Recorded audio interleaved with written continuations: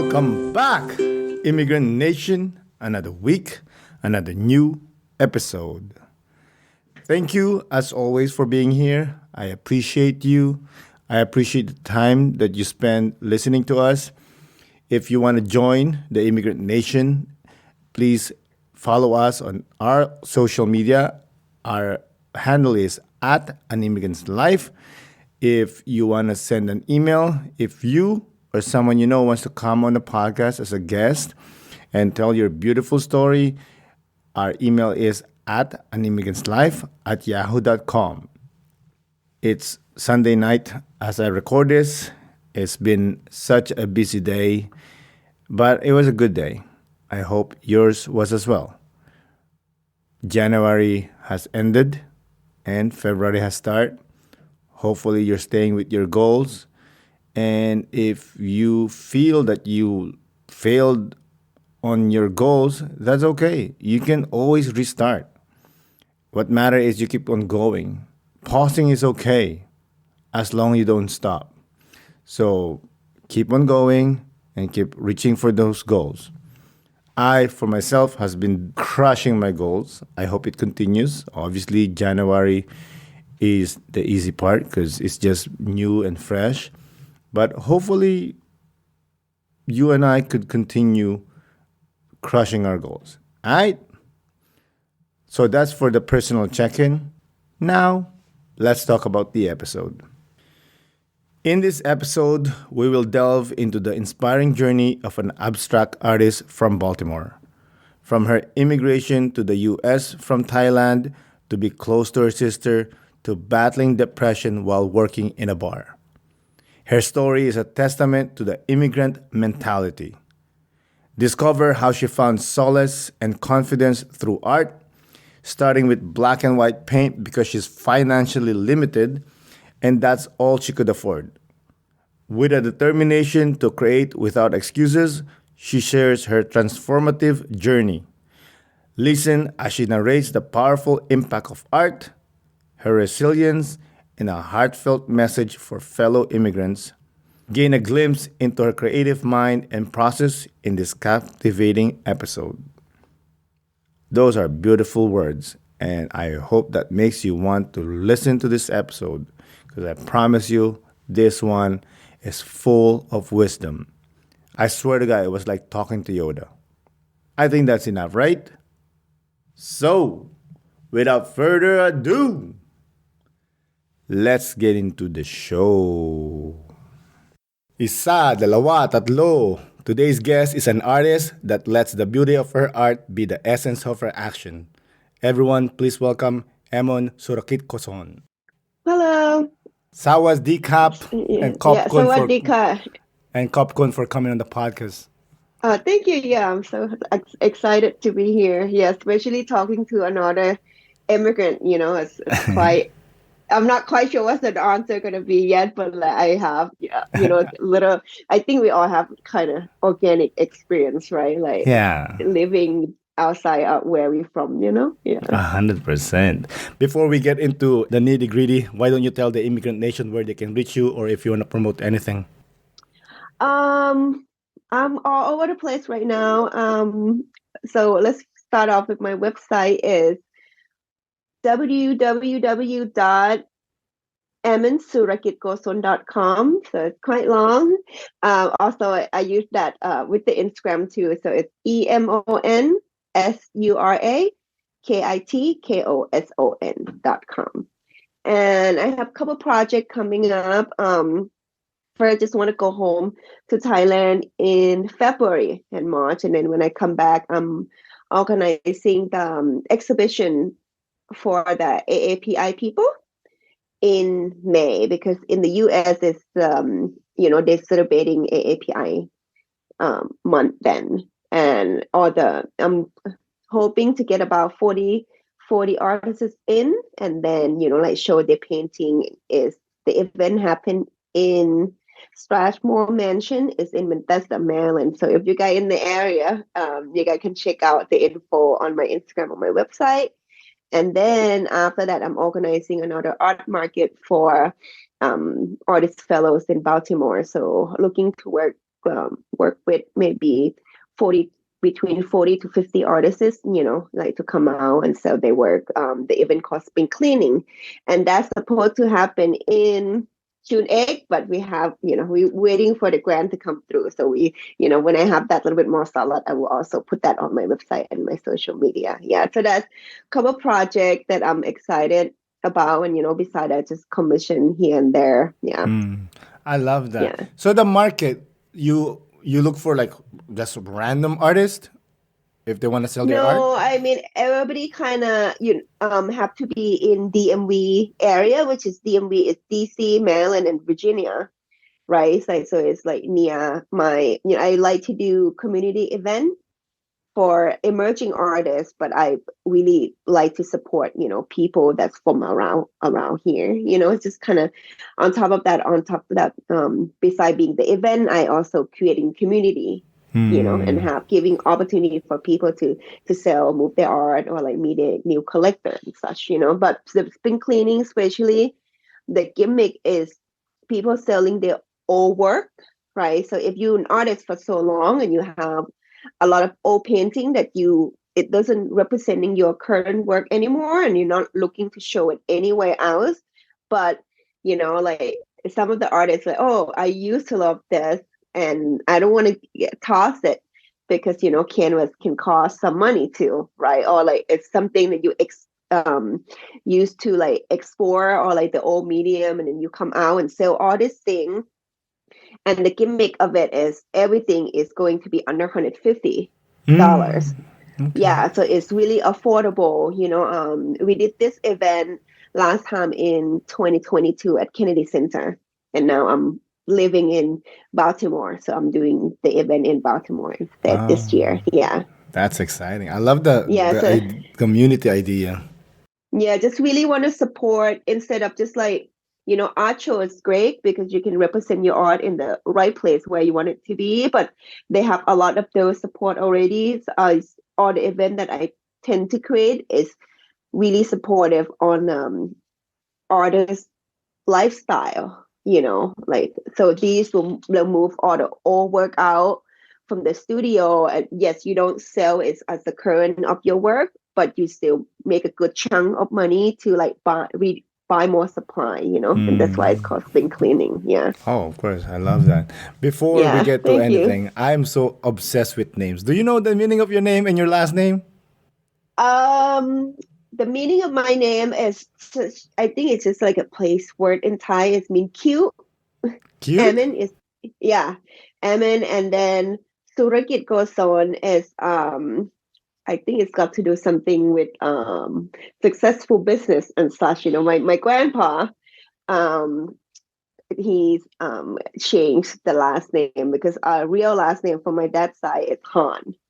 And actually 75% Chinese, because my grandpa and my grandma, my dad's side, they both like from China, and then my grandpa from my mom's side, he's Chinese. So I'm only 25% Thai, but since I was born and raised in Thai, so I'm supporting where I'm from and the language I speak and the culture that I grew up, so I always tell people that I'm Thai. Yeah. Of course. Did Yeah, they? but yeah. Sorry, go ahead. No, so like he changed the last name from Han, right, which is original last name, to Surrogate Goson, because in Thai culture, if you have the long last name, it means that you well, No way. that you like owe money. Oh. I love But I grandpas. was yeah, it wasn't true, but that's how it translates into one Han, into this like long Yeah, long I love last it. name. He is Yeah, yeah. clever. I love him. Yeah. No, he's Sliced awesome. like bugger. Yeah, my grandpa actually met my grandma in China when she went abroad to study. And Mm. then she came back after school, and he built the cell, the ship boat to like sell it from China to Thailand to marry her. Yeah, Oh, yeah, it's pretty wow. This awesome. guy's a Yeah. player. I love it. Yeah. But they don't make people like that anymore. Like old people that's like the generation before us. They're like real tough. Like they build everything in hand, and now we just don't even know how to like fix things anymore now in this day. I'm a marshmallow compared to those Yeah, guys. yeah, yeah, Marshmallow. yeah, yeah. Hey, but if you have money, then you pay somebody to fix it. I guess so. That's what I said. I was growing Yeah, up yeah, because, we grew up poor, and yeah, my grandparents and my dad, they're like men, like they work with their hands, yeah, yeah, yeah, yeah, yeah, yeah, And I was like, this is not for me, man. Carpentering or anything else like that. This is not for me. I'm gonna study hard. I didn't, by the way, yeah. but I was smart enough to figure it out, and I'm gonna pay someone to do it for me. Yeah, yeah. No, that's awesome. I mean, we're changing, right? We're not riding horse anymore. So, whatever that you can do and like adapt, as long as you kind of tame yourself and not getting too cloudy your brain with all this like social media thing so much, like I'm try not to be on social media so much. So, Well, me too. I'm trying, but the podcast yeah. connected to it, so I was like, all right. Yeah, But but it's good. You tell other people's story. oh, It's not thank like you. you wasting not like you wasting time away just create content. You're creating something meaningful. So it's need to be appreciated.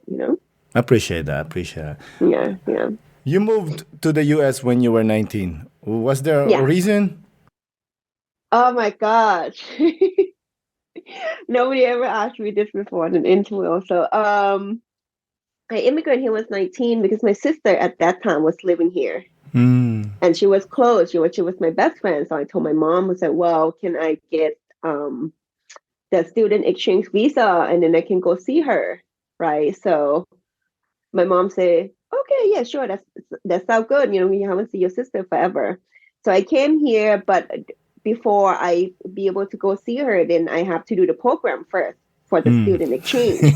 And I never worked before ever, in my life. And I went to Catholic school and kind of know English, but like when you were young, you was like, why do we have to study English? I'm gonna be here in Thailand, like who am I supposed to talk to? So like the drive of knowing that other language wasn't there, and then I moved here, I like kick myself in the butt. But then 3 months went by with the program. My first job was working at Wendy's. It's like a fast food chain restaurant in America.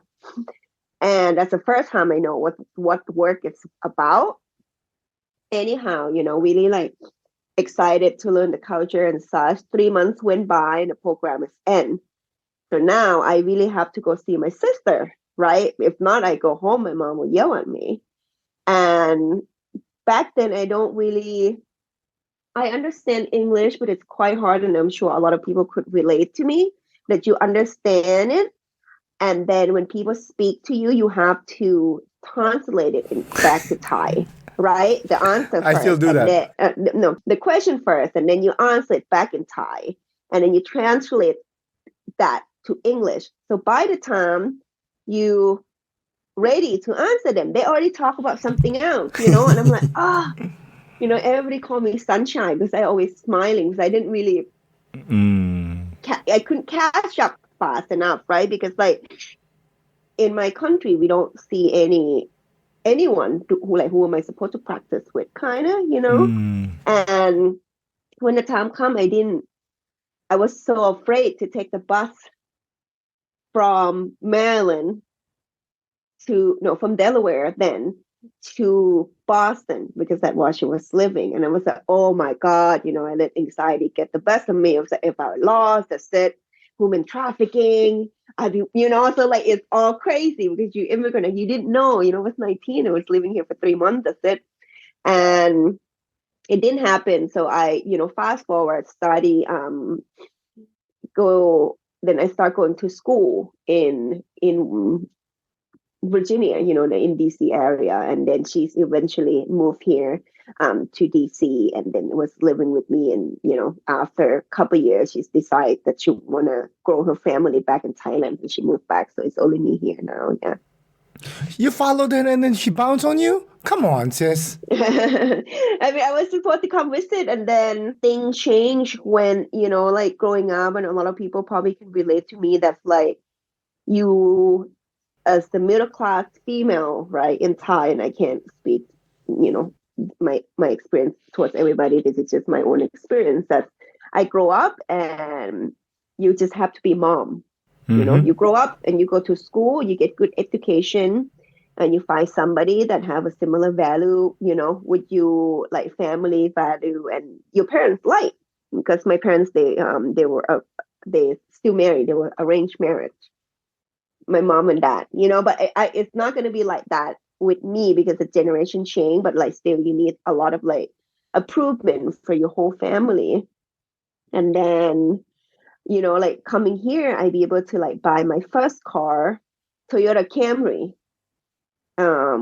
with my own money, you Ooh, know. So I was ballin'. like, whoa, you know, like I don't even have to get married or wait for my parents to like hand me down their own car. So it's got me tweak it in my brain that's like, okay, if you work hard enough, you can have whatever you want right here in the state, like American dream, you know. And that's that. So here I am. When you were living in Maryland, when you were young there, when you were 19, were you staying with a family? No, it's a student exchange. So when you come here with the J1 visa, they're looking for a place for you to stay for 3 months, and then they find a place for you to work, which is Okay. the Wendy, you know, the fast food. So I was working in the fast food restaurant, and they were like, I was living in this like cute little house. It's unmanned. It's Delaware, you know, so it's quite near the beach. We Hobart, Delaware, and I think I was living in the little tiny home, but like looking back, it wasn't anything crowded. You know, it was about 12 people, 12 students living in, you know, a little bunk bed, and you were a teenager then, so you don't really mind, right? In that sense, everybody kind of hang out together. So it was quite a fun time. Yeah, it was quite a fun time. And it's, you know, like the change, the culture shock was during that period, right? Like I moved, you know, not move here back then. I didn't really plan to stay and become, you know, like American citizen or Hmm. anything then, because I didn't know, you know. And it's like I never like, I don't know how, like what the culture was going to be like. Like America was just like a Hollywood movie to me. And it was the first time I, you know, like have a conversation with um African American lady.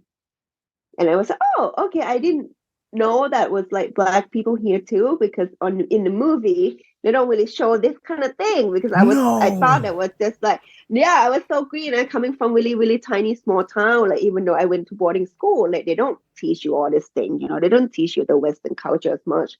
And it was, oh, okay. She's, you know, like, oh, there are black people here too. They're nice, they're kind, you know. And then everything was normal, right? Like because like in Thailand, if you live in the same country, then we doing the same movement, right? Like if you Thai, I'm Thai, then we help everybody push together forward as a country. And I moved here, and everybody was just like, don't like each other, you know. Like, and then I learned about racism and Like, I was like, oh my god, this is such a chaos. But like, I still love it because people here is really open minded, and a lot of people, um, a lot of freedom here, you know. So like if you're good and you work hard enough, you can have whatever you want, you know. Yeah. So that's what most attractive to me, to be able to like stay and, you know, like create my own little life. But back then I didn't even pay, you know, I wasn't an artist too. So this has come like later in life, yeah. I like that you said about, you go to America, you work hard, and good things will happen most of the time. Yeah. Having the perspective of growing up in Thailand and now living in America, do you have an opinion about those people that say like living in the States is crap now?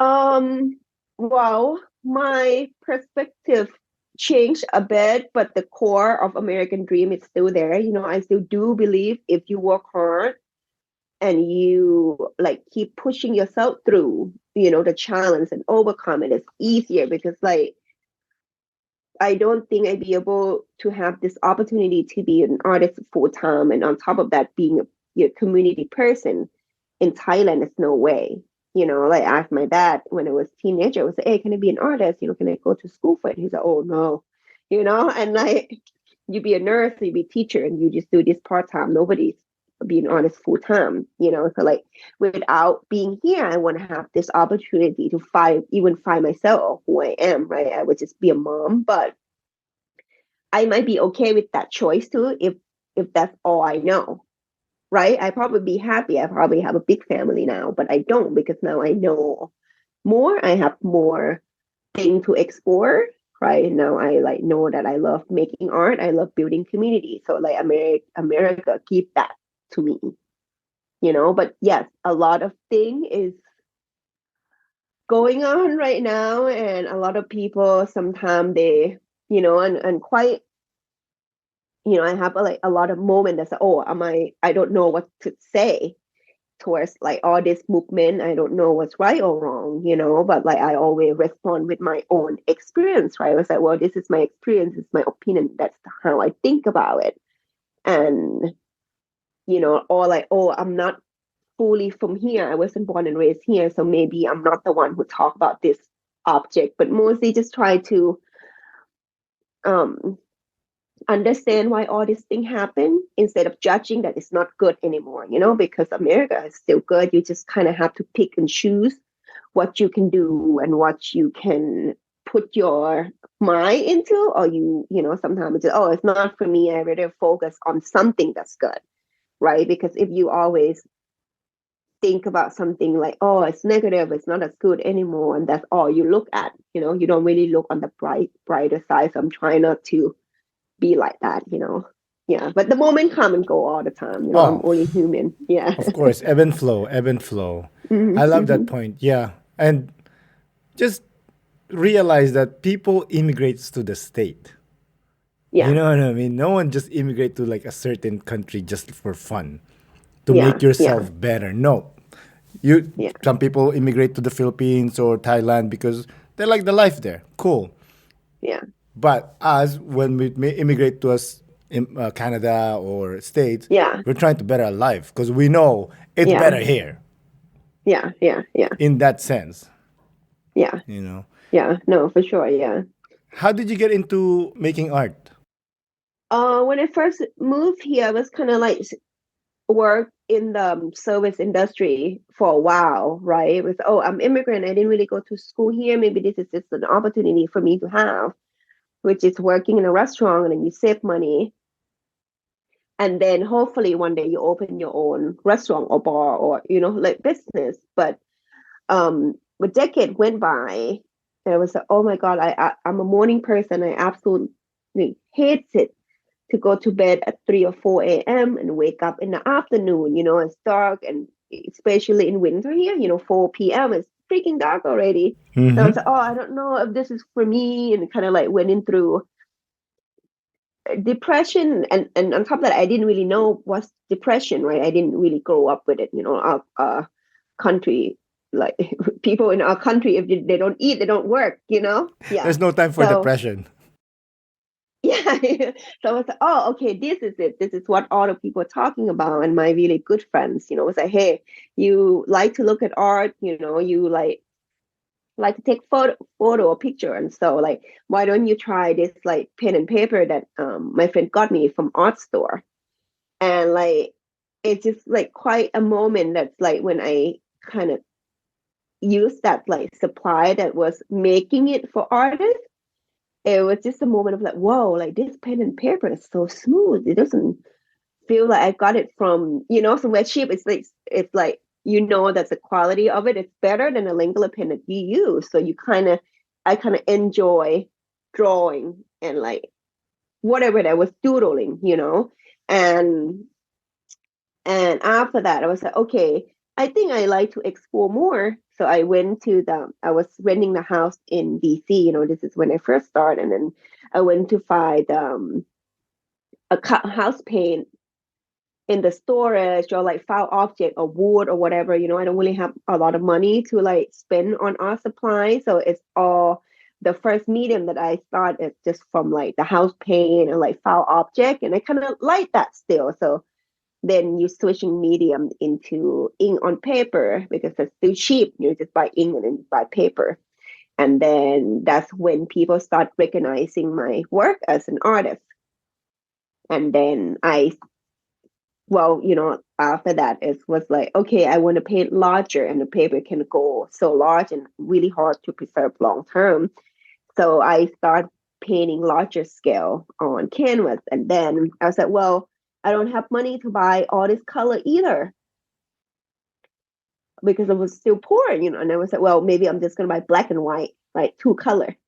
So I don't have to spend all this money, and I would just make the best of it. And it's kind of stuck with me in that sense of like, oh yeah, you're immigrant and this is the opportunity you have, like you don't need anything else. You just need to work with what you have and make the best of it. And it's become, what I am I now. Yeah. love that. Yeah. Thank you for that story. That's a beautiful story. It's like, yo, dude, I don't have money. I'm gonna figure out something out, bro. Yeah, because like you don't need a lot of people kind of like block their drive or like don't want to become who they think they can become who they want to be, but like you can just start small, at least you start somewhere. If you don't start at all, you'll miss all your chance. That's beautiful. Yeah. I love that you were like picking up pieces of wood and you're just drawing on them.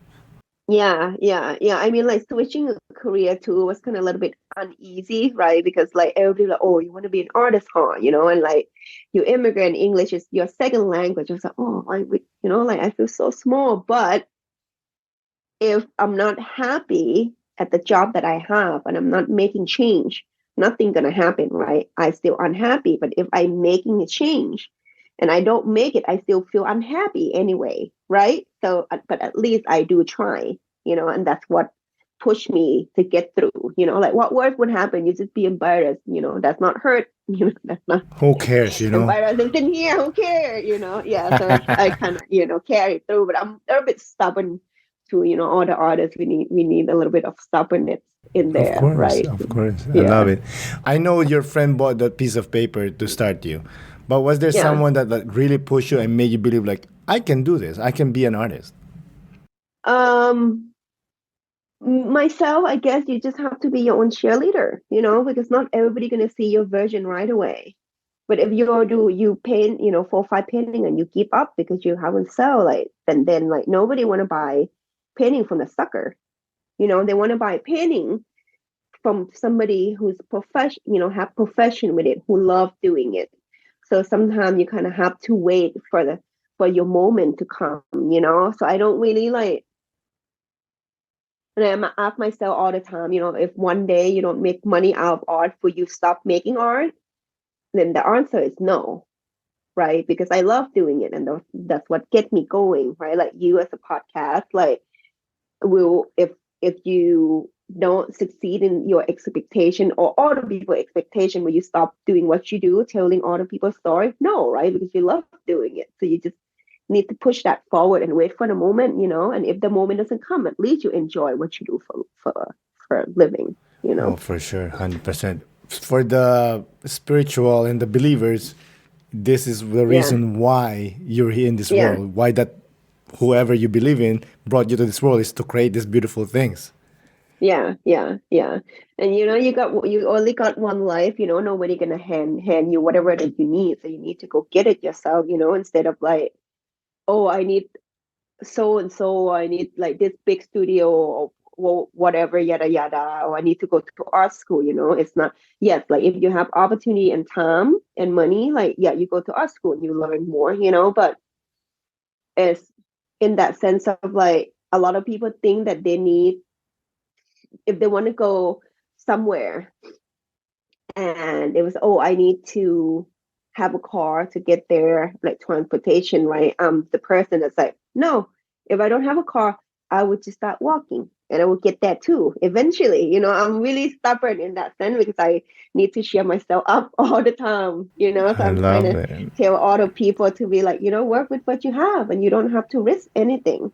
I 100%. Yeah, I yeah, hate yeah, people with always, there's always a reason, there's always an excuse. Like I used to work with this lady and she was, yeah, on the heavy side.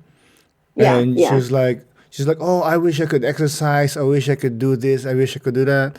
I'm like, you don't have to lift weights, you know. You could just walk, like walk to the next street, you know. And Yeah. she's like, I Yeah. cannot walk. I said, like, why cannot walk? Oh, well, because I'm busy. I said, who goes to the supermarket in your house? Me. Yeah. You walk in the supermarket, right? Yes. So it means you can walk. Yeah. There's no I excuses. know. I mean, it's do or don't, you know, it's not do or die. It's the choice you make. If you want something else, you gotta do something else. Right? If you don't, then you don't. Right. But like doing that time, it's just like don't, you know, like you your own boss, you know, and at the end of the day, like it's come down to like how you love yourself, Yeah, you 100%. know? Yeah. Yeah. Let's go back to your art a little bit because I Yeah. love your art. It's so balanced. It goes with Oh, my thank you. Yeah. OCD. I love the bold lines and Yeah. the Yeah. white betweens of the bold lines and Yeah. the thinner lines. How did you come up with that style? Um when I create, I really like composition, you know, and like my art, I just like to it to be like kind of interesting from farther away. And then when you go closer, you see like the brushwork and you see the evidence of the artist, right? Which is me. Like, oh, this, and sometimes it's, you know, some piece it could be perfect, like it looks like you print it out, but I prefer not to do that because I always want to leave my mark on my painting. So like how can you paint something that's really precise?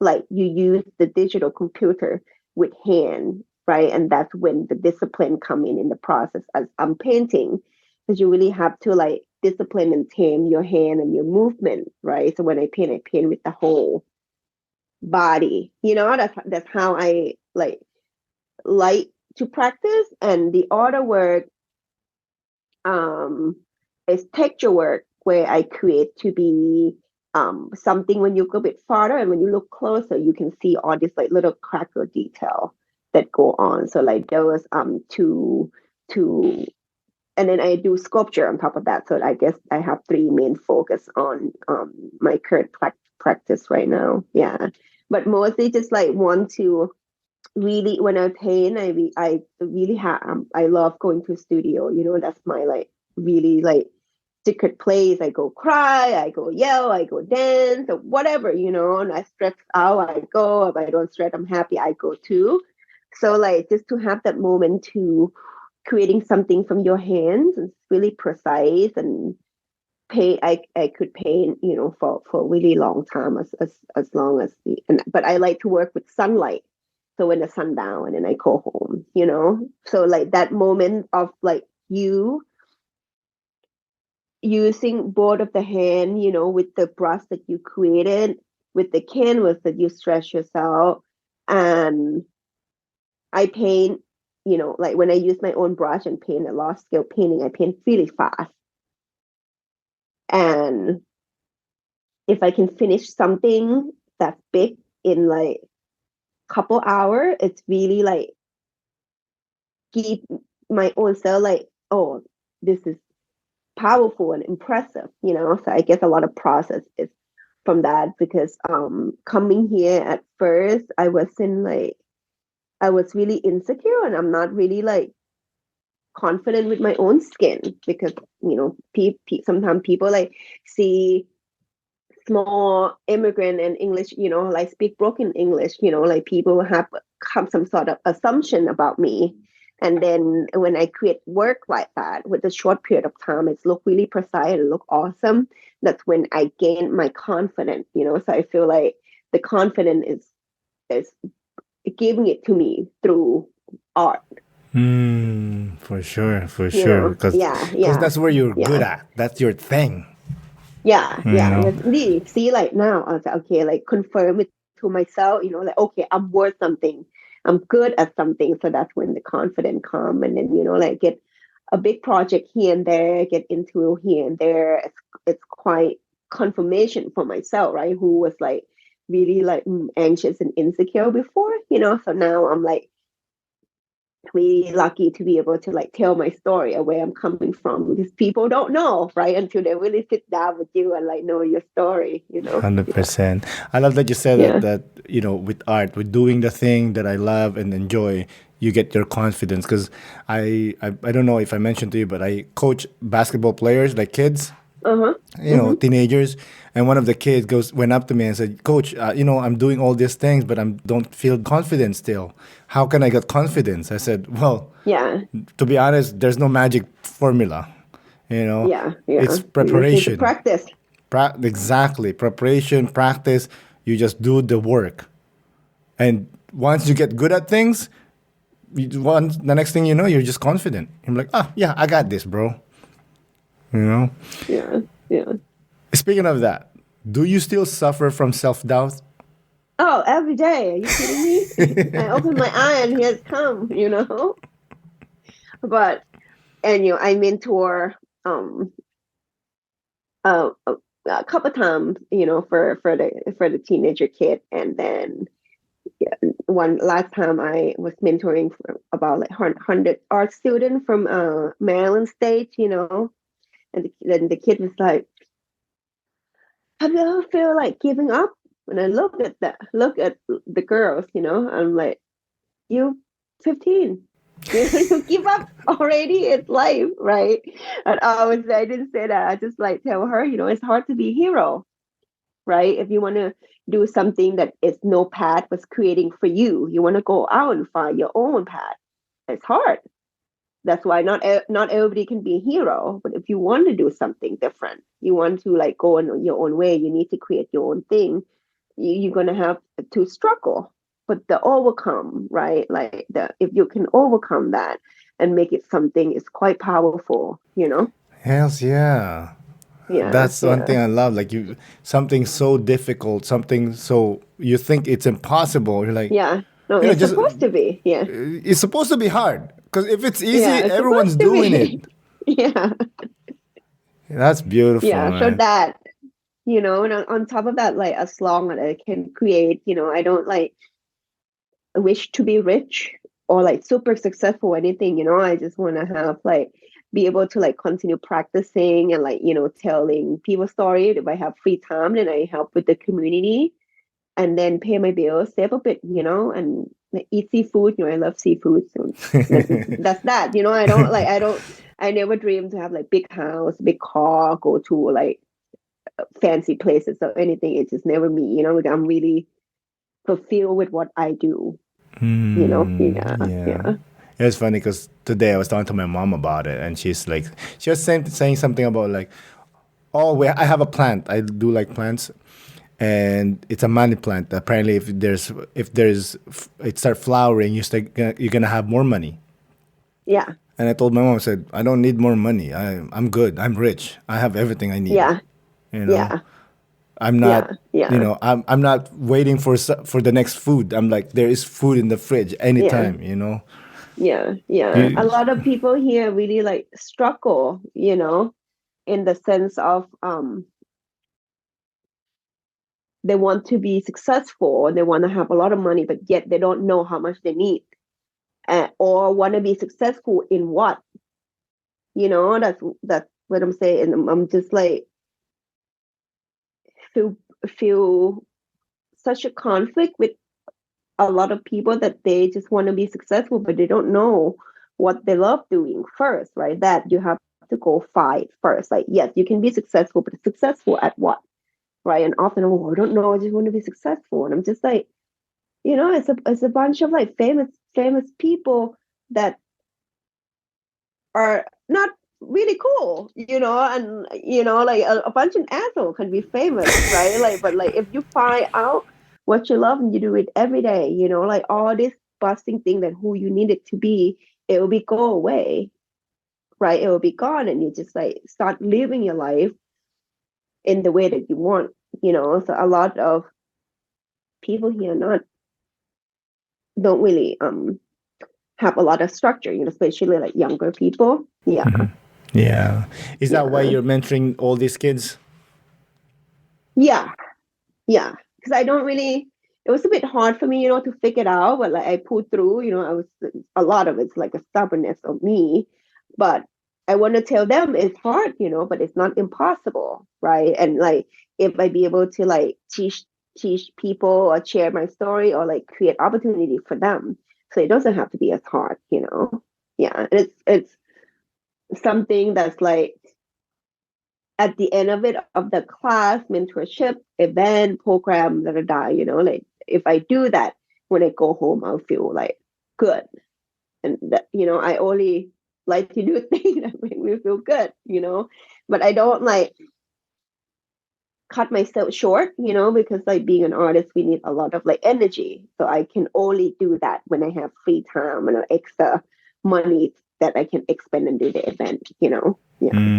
Yeah, definitely. How do you take care of yourself, your mental health, and whatever else? um I love good food. So, as long as I can eat good food, like I love it. Um, my dad told me it's like don't spend too much money, but like if you buy food, you can spend whatever because it's going through your body, right?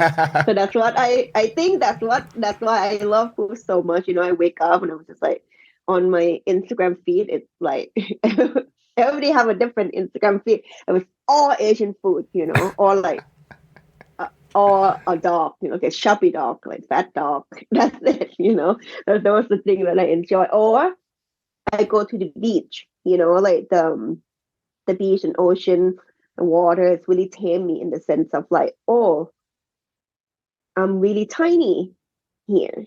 I'm really small. I'm just one animal that's living here. Like, why am I trying so hard to change things, right? Like back then, and then it's come to realize that's like if I can do good, like be good and treat other people nice, then it's just enough because who knows what happened, one day if the earth explore, then it don't really matter anymore, right? So I'm trying to be happy every I day. love that.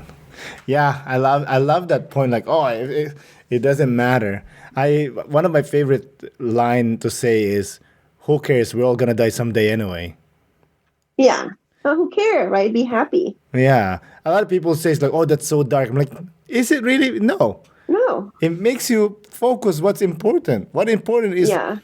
be right now and do whatever you like. Do Yeah. what you enjoy. Yeah. You're Like focusing on the trying so death. You're hard. Yeah. you're focusing on the ending. You're not focusing now. Yeah. Yeah. You know. No, for sure. Like people just forgot. I don't know. So everybody die, Who like cares? if you're not happy today, you get hit by a bus tomorrow, and then you're like, oh crap, everything just go to waste, right? But if you're happy today and if something happened for you, I'm like, okay, I guess it's my time come. I did the best I could for myself and other, and here I go, But Buddhist, so I'm thinking, the way of of thinking and growing up, and the way that I was um surrounding myself with such a like young age, like go to temple and learn all this thing all the time. It's really helped, that I have some sort of structure to go with. Yeah. Yeah. I'm a Catholic, but I'm more of a Buddhist than a Catholic. Yeah. Yeah. Like I like the idea of Buddhism. It really spoke to me. I couldn't translate to Buddhism because my grandma would have killed me. But in my head, I'm like, I'm more Buddhist than a Catholic. Yeah. Yeah. Yeah. How do you plan your pieces? Because they're all so balanced. And I'm trying to do the math in my head. I'm like, how does she knows that this part is gonna go left and this one's gonna go right Yeah. and they're gonna balance? How do you plan it? I mean, everybody just think I grab a brush and then go. I sketch it, on my Hmm. phone. No, I'm not really good with computer either. I'll sketch it with my phone. I wake up. I usually wake up around 6:37, and we'll go about it. And I was like, okay, look at the composition, and I can sketch it on the phone, and then it come the plan, right, on the canvas. So I go to my canvas studio and I mark the position of where it Okay. turns. But it doesn't have to be big. It just have to be there for you to see, okay, this dot, and then I turn here, Give this you an dot, and I idea. turn there. Yeah. Yeah, yeah, Because I know one of the yeah, videos that you have, there's like a laser that you use. Yeah, yeah, I'm like, yeah. Some of them need it. Yeah. Yeah, some of them do need it, some of them don't, and like some of them, like if I want it to be really precise, then I use the mark. And if I want it to be freehand, then I just, I don't mark anything. I just go with it. Yeah. But it's far, I won't say it's fast, it's easier to see the composition from the big brush, so like the brush, it's just not the paint tool, it's also a ruler for me. Yeah. So like it kind of balance it out, but everybody think, oh, I can paint in like 15 seconds on real, but it's actually like, the whole process is longer than it. It take planning, it take a lot of prepping, and it take, when I done with the composition, then I go back and do the detail, and then I go back and do varnish it, so it's not like couple minutes and I sell them. It's not going to sell because it look refined, so I refine it after. Yeah. yeah. Well, that's how you know that you're a great artist because you make it look so easy. Yeah, You yeah. know, That's the game, right? That's the that's the game of it. game. Because Yeah, a lot of people yeah, like a lot of people saying like, "Oh, look at this guy. He can just do that easily. I can do that too." yeah, Actually, you cannot do that. It yeah. takes But time for you but to do but that. like maybe you can, but are you gonna do it? They don't. Yeah. Yeah. Mostly people mostly don't. It was, oh, I can do that too. Like, why is this like $10,000-$20,000, right? And then it was like, okay, then you go ahead and do it with with your hand or whatever. Get the canvas. Nobody's stopping you. But they do? No, they don't. Right? And that's what makes different to be an artist, right? An artist, we stubborn. We say, oh, I can do that. So let's go ahead and do that, and then practice and become your own, find your own tone, your style, your language, and then you become a different artist. But most of people don't. No. Yeah, Everybody wants to be great, but they don't want to pay the price. yeah, yeah, You yeah, know. yeah. I do calligraphy, and before I start a piece, Mm-hmm. I get so scared. I'm so scared when I before I How start come? because I don't want to make mistakes, this and that and whatever. I think about it too much, right? It's just a paper, no? Yes, I know. Yes, you are right. It's just paper. Well, I make my own paper too. I recycle paper. Okay, even better. You don't even have to spend money. So why not? I love you, man. You're the best. But yes, I agree. Do you still have that feeling sometimes, like especially if it's a big scale art piece, or especially if it's commissioned? Do you still get scared? No, because they don't know what it's supposed to look like. That's why I do abstract. If it's look like my painting and it look good, they take it. And that's the power of being an artist, right? If you're good at it, people trust you, vision. But like you just need to get there, and it's take time for different time for everybody else, right? We have different time to learn and practice, but like, you know, Do you yeah, remember the first time somebody said, "I want to buy your piece"? yeah. How was that? No, I don't remember the first time that, because like it was like $15 then. So I sell a lot of those work, but I remember the first moment that I create the opportunity for myself, like, oh, okay, like I was the bartender, right? And then paint a lot, and it was okay, I have this 100 pieces on paper, and I'm running out of money to buy art supply.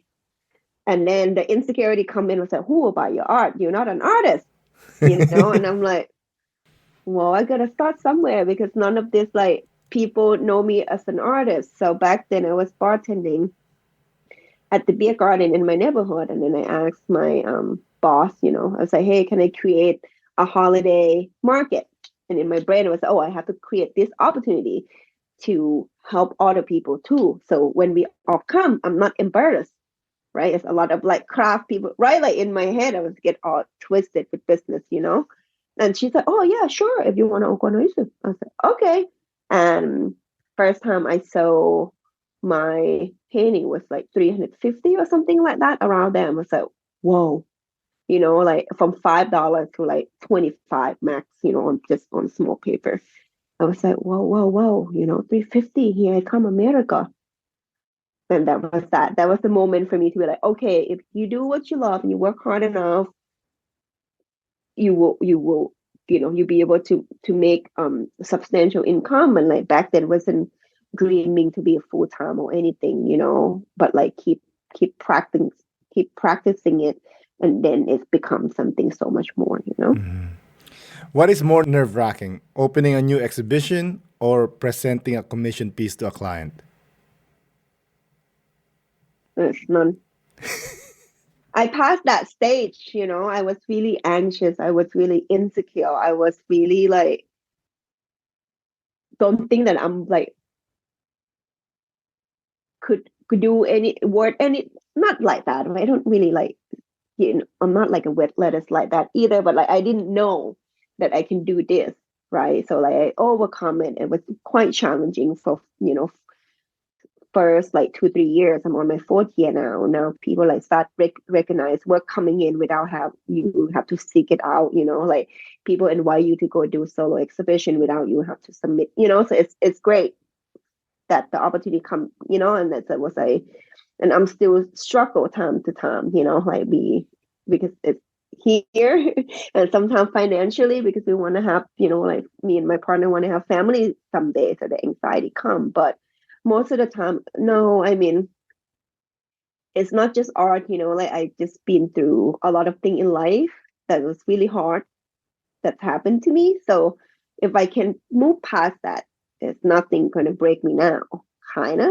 So I don't really feel an anxiety when I get the project or pain or anything. Like I get a lot of anxiety is like when you have responsibility and you like anxious about, oh, like will I make this much to be able to cover the family, or if somebody's sick, would I be able to have this money to help them out? So that's when the anxiety come in. But the anxiety with the way I create it is, yeah, I don't have that. Thank you, honey. Do you sell prints? No. Yeah, I Why? don't quite do print because I don't know. I mean, I create work fast, right? So if I do print, if I and print, you have to like ship it, you have to like pay somebody to print it, they have to like, so like if why would I sell print when I can paint, 8 by 8 photo, 10 by 10, like in a day, in that sense. Yeah. Well, what if for people like me, I want a piece of Emon, you know what I'm saying? Oh my god. You can buy smaller work. Do you have some small ones? Because I went on your Yeah, I website, I have some couldn't find smaller one. work. Yeah. Well, yeah, I can email, the inventory or whatever, because when I sketch, especially the texture work, the one with the crackle and like, that's like really thick paint, those have to practice or sketch with the real material, right? So then I do it in the smaller scale to make sure it's come out precise before I make the big one. So I have, a couple of sketch here and there of the smaller work. Yeah. Yeah, I see Or that. like I can, yeah, or like all my sketch will be better. I just don't sometimes with the type of work that you do, and if your work is too accessible for, too easy to find, you kind of lost the value Oh, of yes. your work that way, because some people they want it to be exclusive and such, yeah, but I'm kind of between. Yeah, it really depends on the Okay. project. Yeah. All right, I guess I have to save some money and then tell the wife, like, hey, by the way, that's what I'm trying to do. I'm trying I will to, take food too. I take food too. I take all sorts of payment. Whatever you have, you can negotiate. yeah, I'm gonna tell her, like, hey, listen, by the way, Yeah. no, I'm trying to collect like artwork of immigrants. Yeah. Yeah. That's what I've been trying to do. But yeah, that's beautiful. I know on your Instagram, your older posts, you used to use colors. Yeah, those are ink work, right? The one is on paper. Yeah. And that's where I can like afford to buy a lot of color. Yeah, those are like alcohol ink work. Have you been thinking of maybe incorporating color someday? it's quite different technique because like ink work, I free flow it in that sense of like, okay, the one that I'm doing now, I use hand, right, brush and comb. The ink work is like you build the pool of color and you use the wind to paint it. I love that. Yeah, because it's the ink work is absorbed really quickly. So if it's color, when you use the air to blow it around, it give you this like layer of like kind of like a wave, right? If you go to the beach and it's like a wave of water, that's how the ink that the way I practice with ink work. So it's quite different, and it can go on canvas, but it doesn't have it won't be the same crisp and clear as the paper that I use for ink work. So maybe, but maybe not, like my career is another 30, 40 years, like who know what I'd be able to do, right? So I'm not like limit in the sense of, oh, I'm not doing color. I'm just waiting when it's the right time come and it's happened to interest me, I do it, but I don't want to do trying to do too much. Then you don't really have time to practice on a certain area, then you not become good at anything, right? Like think about if, and this is the way I think about like being an artist, like we are like chef, all the artists, we like chef and we create different things, right? But if you do everything, then you become, instead of fine dining restaurant, you become a cafeteria, right? You do a bit of everything, right? Which is fine too, if that's what you prefer, right? But I just like to practice on something and be like master at it until I'm like, okay, I can't max it anymore from this level. Then I will switch my medium to something else. Yeah. For you, what defines a good art?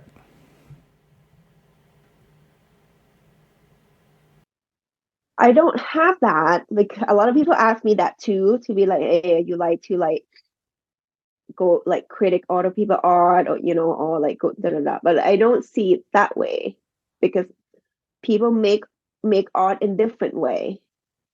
I'm more interest of the artist, of like why they create and what they're trying to say, right? If you know that and then you look at the piece of art, then you understand. Just a lot of people might judge the art like the book by the cover, right? You can't judge the book by the cover. You have to know why they create and what they're trying to say first before you understand the whole perspective of the piece of art. There's no such thing of like good or bad art. But oh, I know. Copy.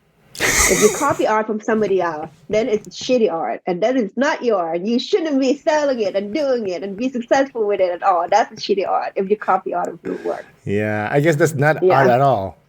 yeah. You mentioned earlier that you like going to the studio.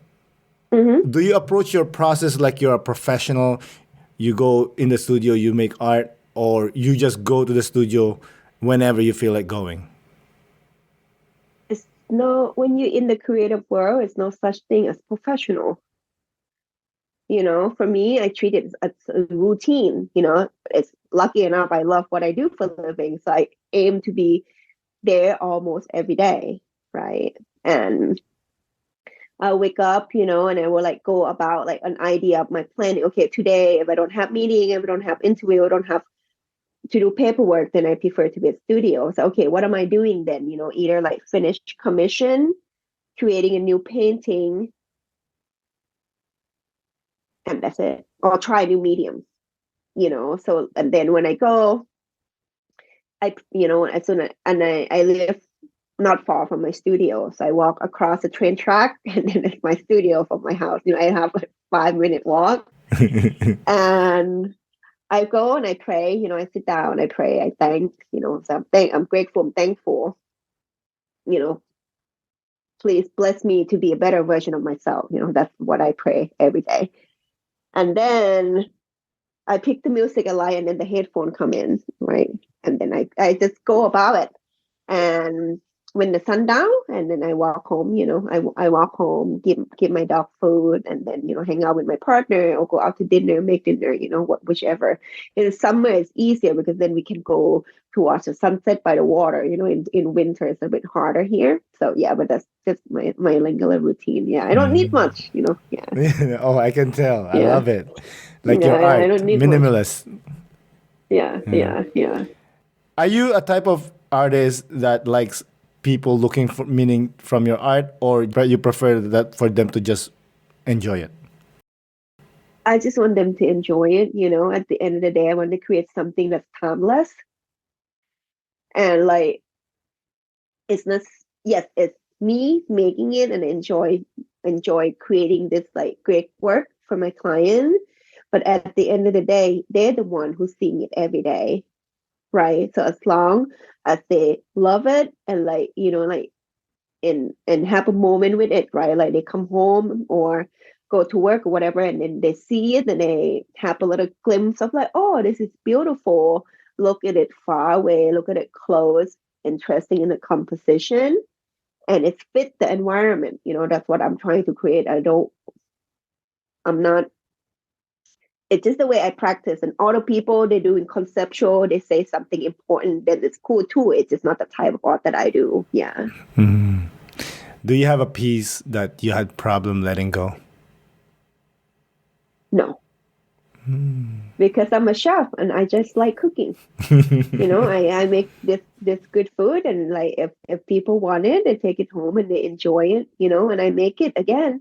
Maybe I make the new dish, and then some people they come back and say, "Oh, we just love the old dish so much. Can you make the old dish?" I make that too. So it's not like such a ego for me. I just love making them. So you think that's ego Yeah. if someone doesn't want to let go of their piece?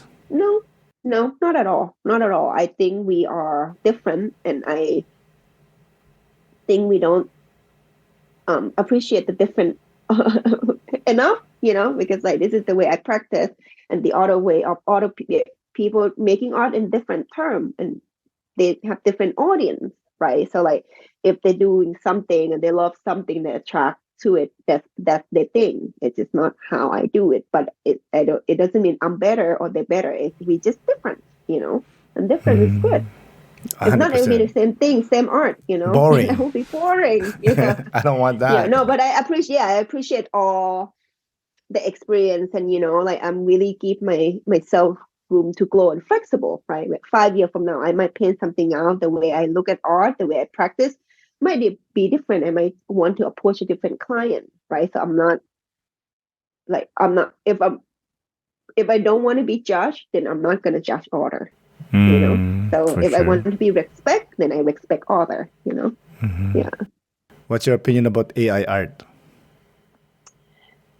Uh, they have their own audience, I think, but like my most joy is something that I make from hand, and that's what I value. I'm not saying the AI art is unvaluable, but is if it's easy come, it's easy go, right? But if you like have a great idea and you be able to stand out as your own style, and like nobody can like top that, and a lot of people love it, then it's become the value. So I don't really have any input in that. This is just what I do, um, that I love to make things with hand. Some other people make things with computer. Yeah, Yeah, I love that. yeah. Listen, Emon, it's been such a pleasure talking to you. It's been fun.